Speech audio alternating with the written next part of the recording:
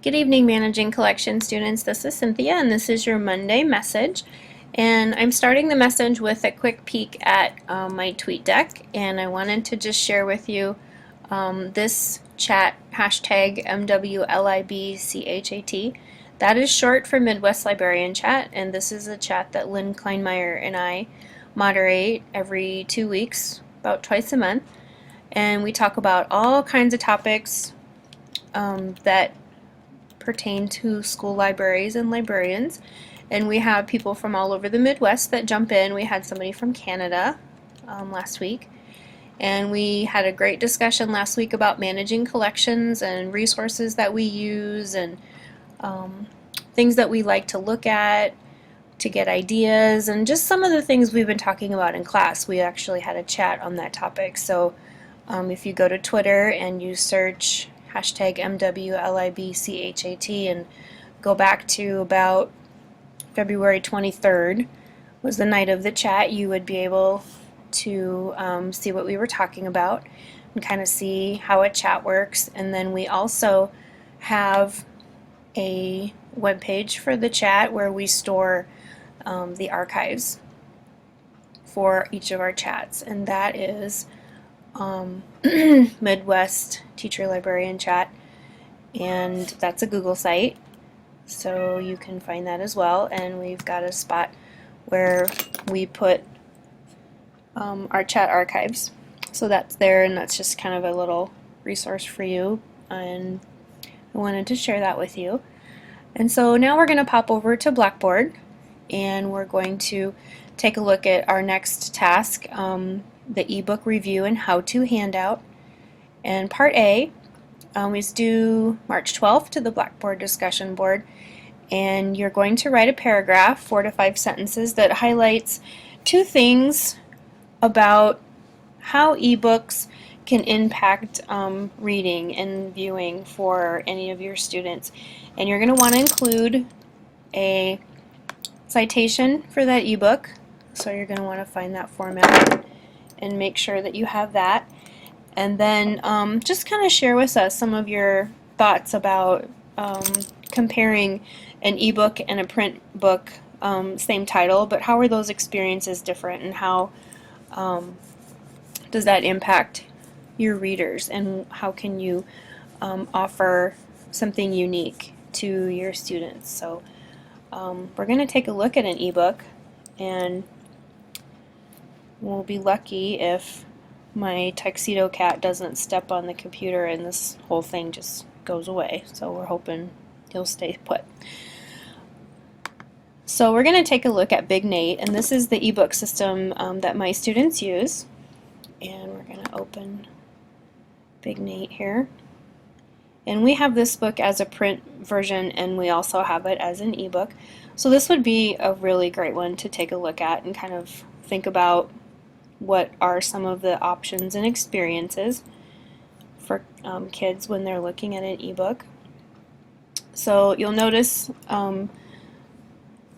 we have, let's see if I click over here, down here in the corner I have some options for kind of changing the background, and this visually is going to be really important for some of your students. What are some ways that you can customize that experience, and what do they need in terms of their reading experience? So here I can expand it, make it a little bit bigger. I can go back. In this particular one I can't change the text size, but that's always an option in most systems. You can tinker with the zoom and the text size, and that's going to be important for your students that maybe are visually impaired. So that's one option. And then the other option, and this is going to be different than a traditional print book, but here I can take some notes on whatever I'm reading, can give it a label to keep it organized, and then I can save it. And this is really great for nonfiction books. If you have kids taking notes and doing some research, you can see it's kind of kept track of the notes that I've taken. And then it also will keep track of all of the books that I have looked at and all the books that I've taken notes in. So if they're doing a research project and they've looked at 5 or 6 books, that's a really great option and not something you're going to find in a print version. So that's something to consider as you're kind of writing that reflection on that experience and how is that going to impact your students. So that is the next task, which is due on March 12th, and then the second half, which will be due on March 28th to Blackboard, and that's a Monday due date, is your how-to handout.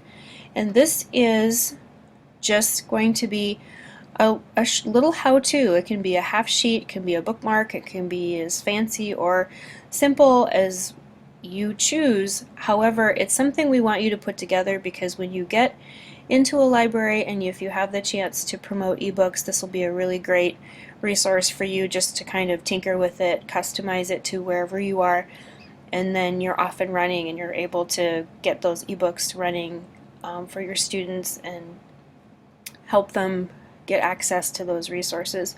So we want you to kind of put that together, and it will definitely be something you will use in the future. So we're going to take a look at the handout that I use, and this is part of a little brochure that we put together in our library. But the one thing that is really important for us is to have this icon. There's a lot of things named Quest in the App Store, and so a lot of times they end up downloading something that's not Destiny Quest. So we have that icon there to make sure that they know what they're looking for.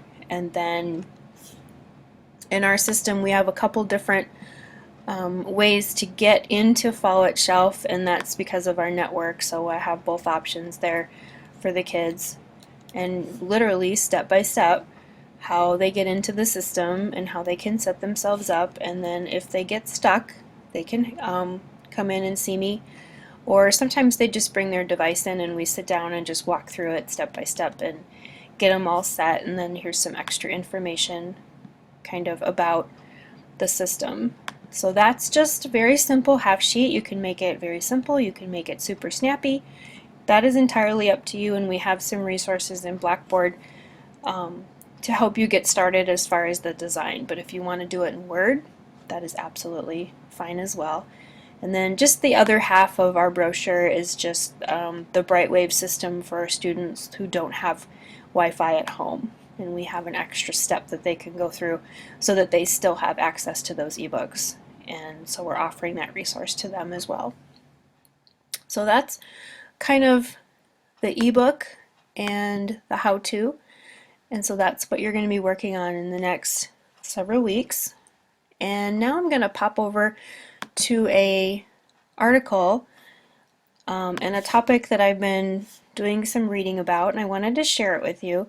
And it's the concept of curation, and I'm just kind of learning about the OER, which is Open Education Resources, and it's kind of a hot topic right now, and it's a lot about curating all the things that are out there and making them useful to our teachers and our students. And so we as librarians do curating.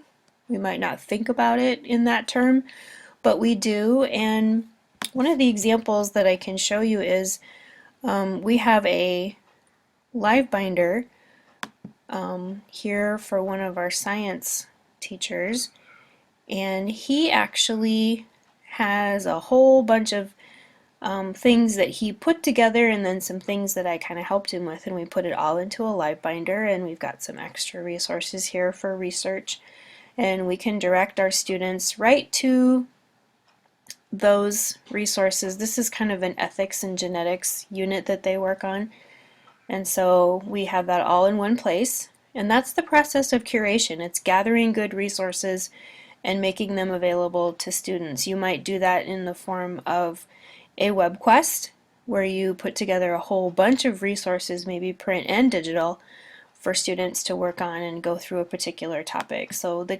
process of curation is not something new to school librarians, but it's a very big topic right now because we have all kinds of people, students, teachers, creating products and knowledge and resources, and how do we harness the power of all of that information and make it useful to everybody. So it's a really big topic, and so I'm going to put this link to this article in the Blackboard announcement with the Monday message.